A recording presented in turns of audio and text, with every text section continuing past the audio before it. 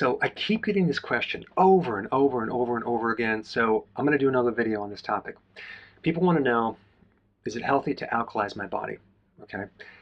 The truth is, it's better to acidify your body than to alkalize your body. Let me explain.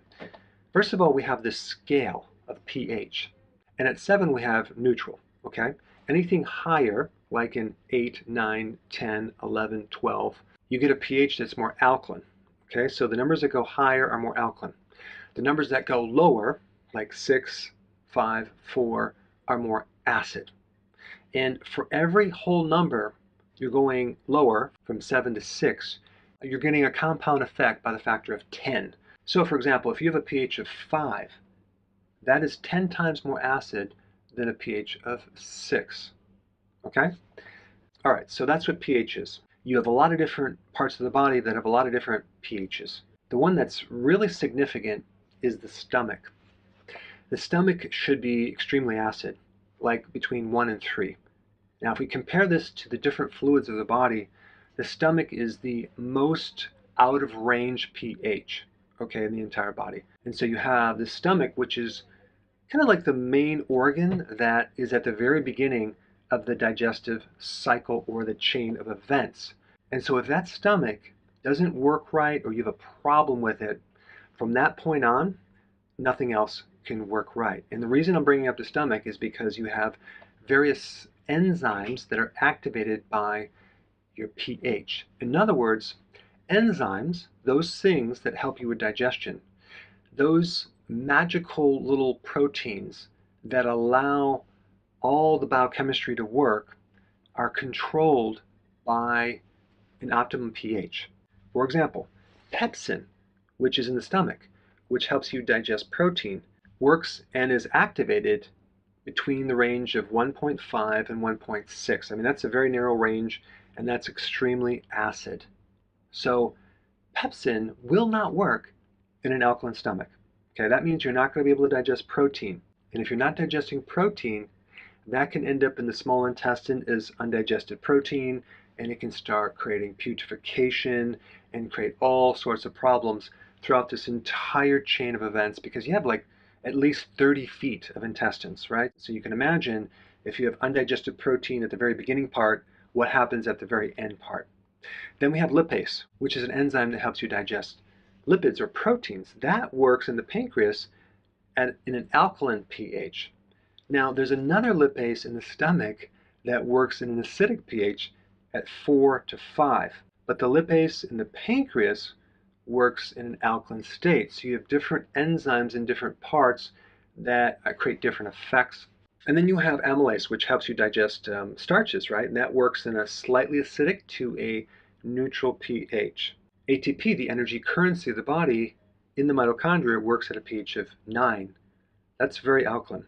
And then arginase, which is another enzyme to help you break down arginine, works at a pH of 10, extremely alkaline. So what you need to know is that these magical enzymes that do their work cannot work unless they're at their optimum pH. Okay, so why is that significant? Because if you start to alkalize your body, whether you're using baking soda, calcium carbonate, and acids, you're going to create dysfunction throughout the entire digestive system. It's going to create a cascade of effects that's not going to be good if you alkalize your body. Why? Because the stomach is the main first digestive organ. It's in the beginning part, okay? And also, the acid in your stomach triggers the bile release, which is alkaline, and the pancreatic enzymes, like bicarbonates, from the pancreas that helps neutralize the acid. Both of those things are triggered by the acid stomach. So in other words, if you were to instead acidify the stomach, you start to activate enzymes that help you break down proteins, and now we're going to have a more complete digestive chain of events. And incidentally, 22% of the population has low stomach acids. That's called hypochlorhydria, okay? I'm going to list out the symptoms of low stomach acid: heartburn, gas, bloating, food allergies, mineral deficiencies, GERD, which is treated with antacids, by the way, and because you're having acid reflux, gut infections, because the acid is supposed to kill off the microbes, malabsorption, because the acid of the stomach is supposed to help you absorb certain minerals. You're not going to be able to absorb B12 that well. And also you're at risk for cancer in the stomach if you don't have enough acid in your stomach. But the other point I want to bring up is to have a strong acid stomach, it's not always necessary to take an acid, okay? Because to make hydrochloric acid, a lot of times you just need the raw materials. You need chloride, for example, that comes from salt, which I would highly recommend consuming sea salt. So if you're low on chlorides, you can't make hydrochloric acid. You also need sodium, potassium, zinc, and even iodine to make hydrochloric acid. However, a lot of people see improvement by drinking just regular apple cider vinegar and Betaine hydrochloride, which actually can help you acidify the stomach as well. But here's the point. You're going to be much healthier if you attempt to acidify the body than to alkalize the body, simply because the stomach is the first huge significant organ of digestion, and it's very, very acid. And so when you start to alkalize the stomach, now we create a problem through the entire rest of the digestive tract. All right, thanks for watching. Hey, before you leave, I just wanted to give you a little quick history on some of the books that I wrote. This was one of the first books. It's called Dr. Berg Body Shapes. It was my attempt at writing about body types. What was very interesting about this book is I actually did all the images myself. Don't ask me why. They look actually not quite as professional as some of the images that I have in the new book. But anyway, this is my first attempt right here called Dr. Berg's Body Shape Diets. And then I wrote a book more extensive called The 7 Principles of Fat Burning. I don't even have a copy anymore, actually, because it's outdated. The next book, I put about 1,000 hours into this one right here called The New Body Type Guide. Major updates on the body types.